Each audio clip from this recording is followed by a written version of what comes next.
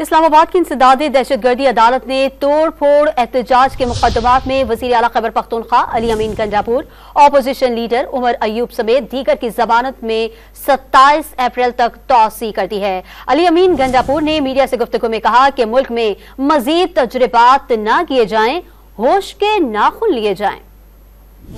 मजीद अंधेरों में ना धकेले, क्योंकि इस वक्त ऑलरेडी PDM-1 का जो एक एक्सपेरिमेंट हुआ उसका रिजल्ट आपके सामने है कि मुल्क कहां से कहां चला गया। उसके बाद एक इंटरिम गवर्नमेंट, उसने जो हालात मुल्क में बनाए वो भी आपके सामने है। अब फिर PDM-2 एक और तजर्बा। ये कौम मजीद तजर्बे बर्दाश्त नहीं कर सकती। जो महंगाई, बेरोजगारी, इकोनॉमी के हालात, अमन अमान के हालात मुल्क के बन चुके हैं।